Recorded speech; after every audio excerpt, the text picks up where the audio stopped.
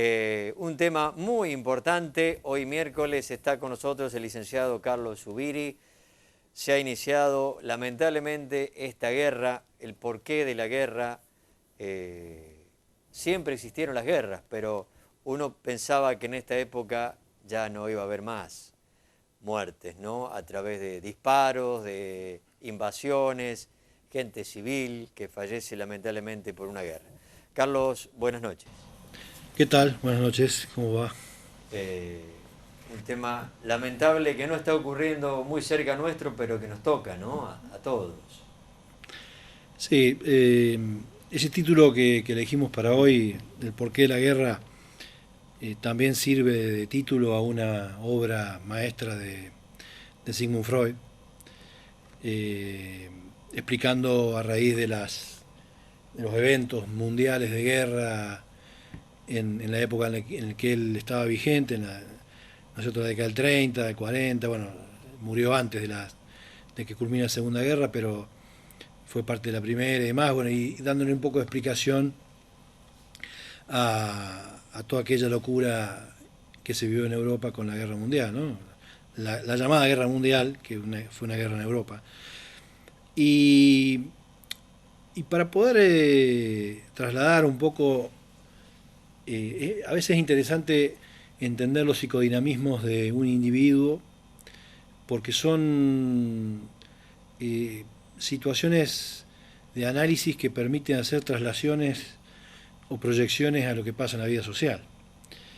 Eh, la inmanencia de la agresividad en los seres humanos está presente en todo momento y básicamente lo que ocurre en un ser humano es que cuando hablamos de equilibrio estamos hablando de la capacidad de represión normal que tiene bajo sumando el ordenamiento de toda la vida instintiva que tiene que ver con la destrucción, ¿no?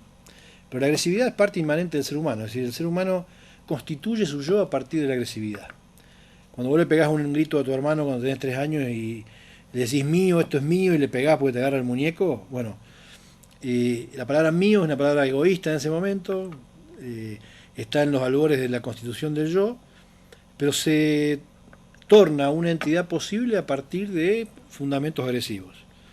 Obviamente que la infancia es para adecuar esas fases pregenitales y agresivas y maduras de la infancia para que en la vida adolescente y adulta tenga su correlato en lo social como una entidad posible y de desarrollo y de convivencia. Ahora, eso queda reprimido, eso no se va del sujeto, es inmanente al sujeto. Freud decía que la fundamentación de la guerra está dada por el hecho de que a través de la guerra, que es un evento social, el ser humano se permite darle vía libre a esa faceta inconsciente agresiva que tiene, que cada tanto o de tanto en tanto aparece en estos fracasos, yo digo, de la humanidad, que es la guerra, ¿no? La guerra básicamente es un fracaso de la humanidad. La violencia como medida de instalación de poder básicamente se da cuando se rompen las posibilidades de diálogo y las posibilidades de un trato humano. Bajo todo concepto, venga de un lado o venga de otro, es una ecuación irracional que dispara un montón de significaciones sociales. No es una guerra aislada, en este caso estamos hablando de la guerra que está planteada en este momento en Europa, no es una guerra que esté aislada de los problemas del mundo, es una guerra que está íntimamente enlazada con los problemas del mundo. Y vuelvo para hacer como un ida y vuelta con los psicodinamismos de la infancia.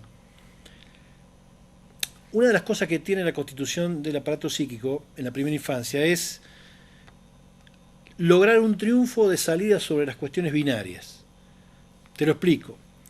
Si un niño queda anclado a la relación madre-hijo, esa relación binaria de dos, puede llegar a tener serios trastornos, ¿sí? La aparición de la función paterna, la aparición del tercero, el tercero, marca de alguna manera cierto parámetro de límite a esa relación binaria que de no tener la intermediación de ese tercer lugar, quedaría, digamos, con esa satisfacción inmediata que implica el binarismo, ¿no? Y por otra parte quedaría con todos los matices pregenitales agresivos que implica el binarismo, ¿no? Cuando hay dos siempre hay rivalidad. Fíjate que hace un rato hablábamos de fútbol, acá hacemos el comentario, hoy día miércoles como si fuera un lunes. Sí. Casi todos los pueblos de la zona tienen dos equipos.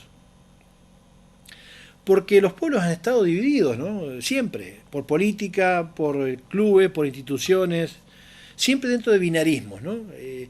Un tercer porque equipo. Arrancaban con un equipo y ahí se dividían. Claro, ¿no? pero en la mayoría de los sí. pueblos se quedaron, la mayoría de los pueblos que han quedado con dos clubes. Inclusive las ciudades más grandes siempre han quedado con dos clubes que son clásicos, es decir, siempre hay algo para rivalizar. La rivalidad es inmanente de la vida social. Inclusive las manifestaciones sociales adecuadas de cierta agresividad son inmanentes a la vida social.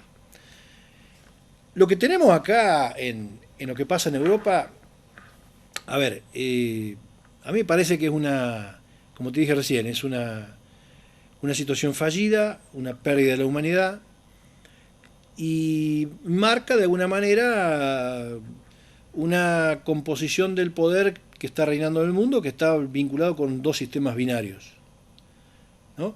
Fíjate, hoy ya no podemos hablar más de socialismo, de comunismo, de capitalismo, esas antítesis antiguas, ¿no? De Adam Smith o Marx, socialismo o capitalismo, o liberalismo. Nadie podría dudar de que Putin no es un socialista. Putin cuando sale con sus huestes económicas a conquistar el mundo o a conquistar mercados, es un capitalista más. Entonces no podemos plantear la cuestión en términos de capitalismo o socialismo.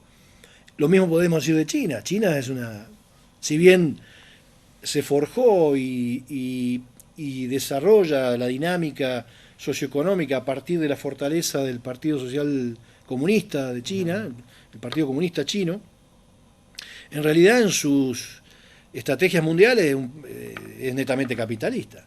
Entonces ya la discusión capitalismo-socialismo no se puede discutir, ya no es una discusión que tenga sentido. Hay algunos ilusos que todavía siguen discutiendo sobre eso. Generalmente ya queda para gente que poca leída. Esto lo voy a decir con ironía porque se sigue dando la discusión, ¿no? En Argentina tenemos esa discusión entre progresismo y macrismo, esta dualidad binaria que no lleva a ningún lado y que encuentra un montón de gente que está en un tercer lugar que no encuentra dónde ubicarse, ¿no? Me incluyo ahí. Sí. ¿Y cuál es la discusión del momento? Occidente y Oriente. La gran disputa del mundo es Occidente y Oriente. Con algunos países intermedios. Ucrania sería como una especie de país intermedio entre dos sistemas que están regidos por lo que es Occidente, OTAN, Estados Unidos, y lo que es Oriente, con todo el poder asiático, que es una fuente de preocupación muy importante para todo el mundo occidental. Vos pensás que después de la Guerra Mundial quedó planteada esa dualidad, pero acordada, ¿no? La guerra se termina el nazismo a partir de cierta negociación de lo que implica el muro de Berlín, de un lado Oriente con todo el sistema socialista ruso, y del otro lado Occidente, Europa y Estados Unidos. Y después empezaron a aparecer algunas políticas híbridas amparadas en una estrategia en aquel momento de Gorbachev, que abre a Rusia y que le da libertad a esos pueblos intermedios que aparecen entre la Rusia o la vieja Unión Soviética, la famosa URSS, y el mundo europeo tradicional.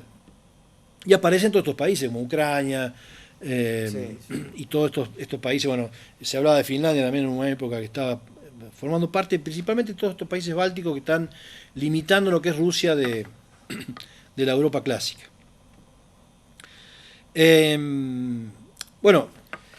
Son países que se formaron donde se le ha dado cierta libertad, cierta democracia, cierta capacidad de manejo autónomo relativo. Son países híbridos entre un sistema y otro, donde aparentemente en los acuerdos bilaterales siempre estuvo la idea de no tocar ni de un lado ni de otro, ¿no? Y dentro de este esquema de guerra, la guerra no es solamente tirar tiros. Bueno, sí, ¿Sí? sí, pero Cuando yo... no puedo ver yo que se mueran No, por eso, gente pero... civil, Por eso, inocente, disparando, dejando su casa, eso. por eso, pero la guerra no es solamente tirar tiros. Hay muchas malas políticas de Estado que producen los mismos trastornos que una guerra, ¿no? La gente se puede morir por una bala o se puede morir de hambre. Se muere igual, ¿no? No hay que perder de vista acá que lo que está en juego no es quién tiene más balas o más tanques o más satélites, sino que lo que está en juego es el poder. Y el poder de cualquier lado tiene juegos siniestros, que no se pueden explicar por la lógica natural humana o dentro de los valores que podemos tener vos y yo y la mayoría de nuestros oyentes o televidentes, sino que tiene que ver con estructuras de manejo donde principalmente el poder tiene como elemento esencial, sin manifestar de un lado y de otro, tiene como poder esencial la capacidad represiva. Es decir, el manejo del mundo, yo creo que la Unión Soviética y la OTAN, China, la Unión Soviética y la OTAN, con todos los países fuertes de Europa, más Estados Unidos, juegan al TEG. El famoso juego del TEG. Tengo un amigo acá en Ledesma que en una época, cuando vivía en Canal, sabíamos juntar de noche a jugar un juego de estrategia del mundo, ¿no? De la guerra del mundo. Pío Bonifacich, sabíamos jugar con Pío. Un juego hermoso, de estrategia, y donde el tema es reforzar las fronteras que están lindantes con países que vos querés conquistar para poder conquistar. El juego de estrategia del mundo es ese, ¿no? Es la represión sobre el mundo, principalmente que tiene bienes naturales, divididos entre estas 5 o 6 naciones, que de alguna manera, bueno, están invadiendo permanentemente, ya sea ideológica, armamentísticamente o ideológicamente, o a través de mensajes subliminales, o a través de los medios de comunicación, que son los que más guerra hacen, interviniendo sobre todos los países habidos y por haber. El problema está en cuando tocan intereses que son entre ellos, como puede ser este caso. Ahora, después se juntan en la mesa chica los 4 o 5 países fuertes de la OTAN, Estados Unidos, Rusia, China, y bueno, dirimen cómo va a ser el mercado mundial, lo manejan ellos. Hace 20 minutos estábamos hablando, antes de llegar a Caledesma, estaba hablando en Arias con un amigo y estábamos hablando, tenía que comprar unos neumáticos, ¿no? Y estábamos hablando del precio de los neumáticos, que ha aumentado el 50% de los neumáticos en toda la línea y no hay, bueno. Fíjate que si vos no vamos a nombrar acá porque no le vamos a hacer la publicidad gratis, ¿no? Pero si vos te ponés a fijar, el 80% de las marcas de neumáticos son de bandera de países que no tienen caucho. ¿Sí? Vos no comprás Brazilian neumáticos o comprás neumáticos de Quito. Vos comprás marcas que son francesas, italianas, españolas. Ese caucho es eminentemente americano y eminentemente africano. Pero salen como, bueno, estas son guerras frías también, ¿no? O sea, intervienen en tu sector, ponen banderas extranjeras y de alguna manera se llevan de esas regiones la riqueza, y las gomas vienen de Europa o vienen de esos sectores donde no hay caucho, ¿no? Entonces, estos son los grandes problemas del mundo. El mundo, repito, estas 6 o 7 naciones se juntan cada tanto en una mesa, dirimen qué va a hacer con el mundo, y como son tan voraces, tan pregenitales, voraces, agresivos y hostiles, a veces no prevén de no tocarse entre ellos los intereses, y esto es lo que está pasando con Ucrania, básicamente, ¿no? Esta vez le toca a Rusia tomar una medida irracional, otra vez se le ha tocado a Estados Unidos, otra vez se le ha tocado... A ver, los 5 o 6 países más fuertes de Europa, junto a China, en la actualidad son dueños de África. Dueños de África. Dueños de África. Vos para ir a pasear a Senegal tenés que sacar la visa en Francia. Senegal tiene democracia, votan, tienen su propio sistema educativo, pero vos querés pasear y te avisan de que salga en Francia. El sistema político que maneja Senegal es francés. Son colonias. ¿Sí? A ver, este mundo circunscrito a estos 6 o 7 naciones tienen, a manera de juego del TEG, estratégicamente armado el mundo en función del poder y del mercado. Y te repito, por una cuestión de voracidad, de avaricia económica, de poder, de necesidad de dominio, todas funciones psicológicas que son básicas y muy pregenitales, muy de niño egoísta, no prevén que a veces tocan entre ellos los intereses. ¿Sí? A ver, esto es una cuestión básica. Si vos le sacás el pollo a un pobre, el pobre ni siquiera va a poder quejarse. Ahora, si tocás los pollos entre dos ricos, va a haber problema. Y esto es lo que está pasando en el mundo. Lo que pasa es que se da a nivel de la tecnología que tenemos hoy en el mundo, que es, en tema de guerra, es alarmante y, como decís vos, terrible. Nadie quiere ver las imágenes que está viendo. Pero son imágenes repetidas que hemos visto en América, que hemos visto en Asia, que hemos visto en África, que hemos visto en diferentes sectores, que seguimos viendo en el Mediterráneo. ¿No? En el Mediterráneo. Lo que pasa es que los medios de comunicación también son de esos grupos, de esas... Claro. Entonces, bueno, no ves barcos hundidos en el Mediterráneo, pero los hunden. Lo que pasa es que son negros. ¿Crees que esto terminará pronto o será de gran escala? Porque vemos muchos países que están dando apoyo a Ucrania, ¿no? Cercanos. Yo quiero creer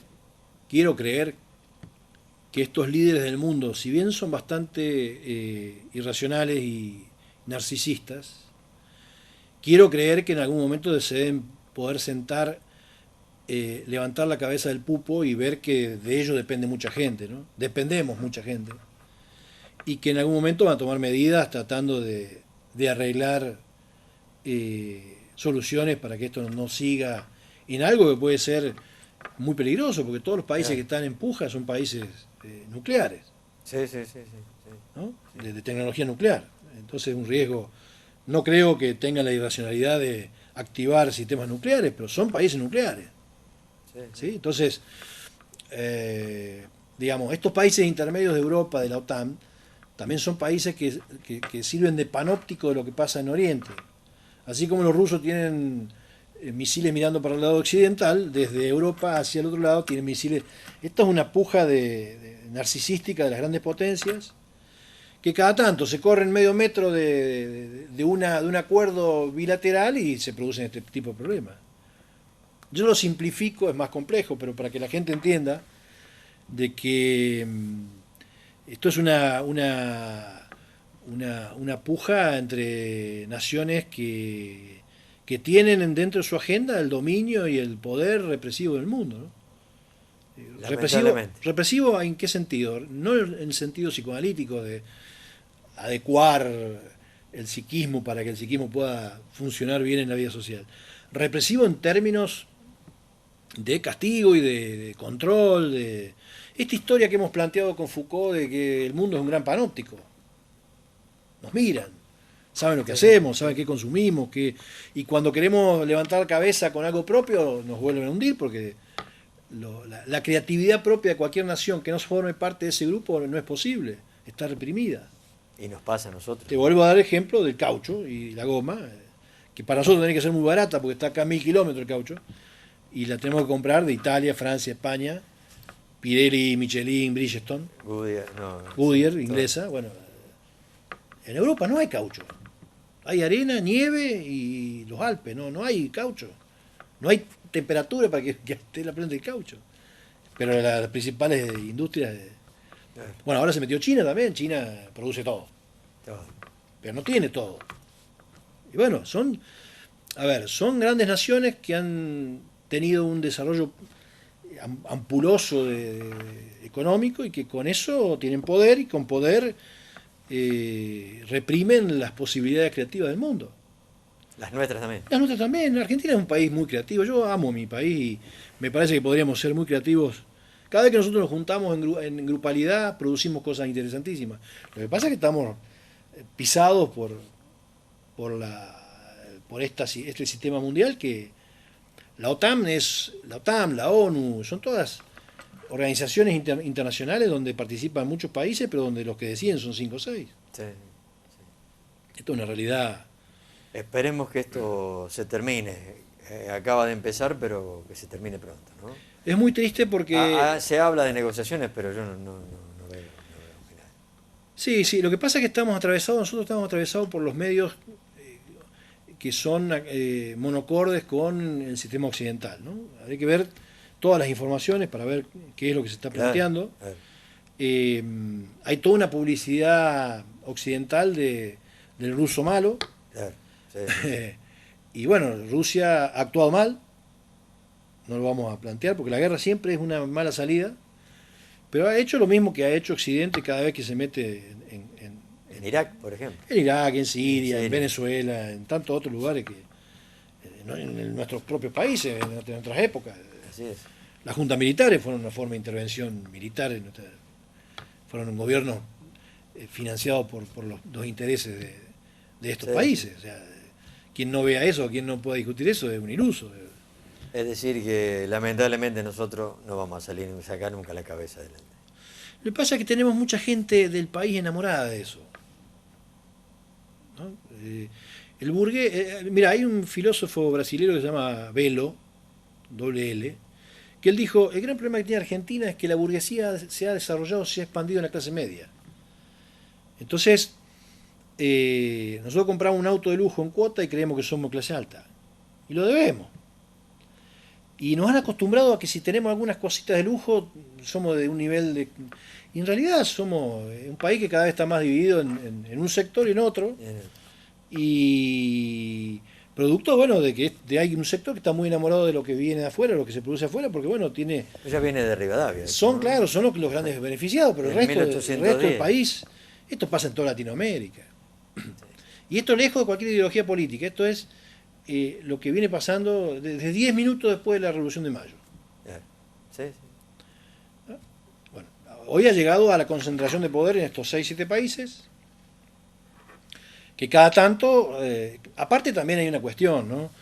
Son los países que tienen en sus decisiones estratégicas planificar la paz en el mundo y son los países más armados del mundo. Una gran contradicción, ¿no? Porque aparte, digamos, esto me hace acordar a una clase sobre droga que nos dio un profesor Teisedú en la facultad. Él decía, si Argentina es un país de tránsito, es un país de consumo, porque lo que transita por el país para irse hacia Europa tiene que ser igual a lo que se comercializa para que tenga una cobertura, cuando hablaba de droga. Bueno, obviamente que si entra droga acá no entra únicamente para pasar a otro país, pasa para ser consumida. Cuando hay armas en desarrollo, están para ser usadas. Es un negocio el gran negocio. Son de los 4 negocios más grandes del mundo. Armas, drogas, laboratorios y petróleo. Y ese es el gran dilema mundial de estas 5 o 6 naciones que... Y el gas que lo tiene Rusia, ¿no? Bueno, ese es otro tema, ¿no? Ese es otro tema. Los hidrocarburos, yo cuando hablo de petróleo hablo también de hidrocarburos, todo lo que tiene la tierra. Nosotros tenemos mucho acá, pero bueno, no están en nuestras manos totales, tendría que estar en nuestras manos. Y esto no es un nacionalismo barato, que vamos a poner a vender a Argentina, vamos a estatizar. No, yo quiero que mi país produzca aquello de lo cual es dueño. A ver, es como si yo entro a tu casa, Luis, y te explico dónde está el baño, si es tu casa. Esto es una cuestión básica que cualquier ser humano debería proteger. Si voy a tu casa y te digo qué cortina tenés que poner en el living. Si es tu living, vos sos el que va a estar sentado adentro. Bueno, esto es igual, ¿no? Bien, Carlos, se nos fue el tiempo. Te iba a preguntar un tema, pero lo dejamos para la semana que viene. Hoy se desarrolló el último primer día. Otra locura, ¿no? ¿Es para largo eso? Interesante, porque son rituales. En un minuto no lo sintetizaron. Y son rituales. Mira, yo me dice soy... Pedro que no. Que no, bueno, lo dejamos, si querés, lo dejamos un tema para la semana que viene. La semana que viene. Porque, bueno, fue hoy, ¿no? Fue hoy. Sí. ¿Problemas tuviste en la escuela? No, no, yo no. Fue bastante. Donde yo estuve en el acto en Cábana fue bastante leve la cuestión, pero he estado en otras experiencias muy lamentables y he estado en un aula que ha ingresado con un 60% de gente ebria y el colegio lo permitió, o sea, una cosa de loco. Bueno, estamos en una etapa de donde nos han bajado un montón de cosas para inundarnos de confusión y de hacernos cada vez más dependientes, más inconexo con las cosas importantes de la vida. Yo no, yo soy un defensor del nivel académico de la escuela como un ámbito de cultura y de creación de ideas, y bueno, no puede ir una gente alcoholizada a un colegio. Esa vez que me pasó eso, yo entro al aula y había olor a boliche, a alcohol, alcohol de poro. Y bueno, pedí que venga la directora y le hice a dormir, todos los chicos estaban mal. ¿Cómo voy a dar clase en un aula que hay gente durmiendo arriba en el banco porque está ebria? Si vos te quedaste estudiando toda la noche para una prueba y estás medio dormido y tenés la prueba dentro de una hora, y hasta si me pedís permiso te dejo dormir, pero no porque tuviste... Me parece que la escuela, le tenemos que dar valor a la escuela, por favor, estamos en un proceso con la escuela que es muy crítico. La escuela es como un paciente que tiene una gran enfermedad y que todavía nadie le ha llevado a hacer una ecografía. Entre lo que veníamos con complicaciones más lo que tuvimos en pandemia, que fue nefasto para la escuela, y tiene 800 síntomas y todavía no lo llevamos al médico. Es un enfermo con 800 síntomas que todavía no fueron al médico. Le agregamos esto otro, bueno. Bueno, lo dejamos para la semana que viene. Seguro. Carlos, muchas gracias.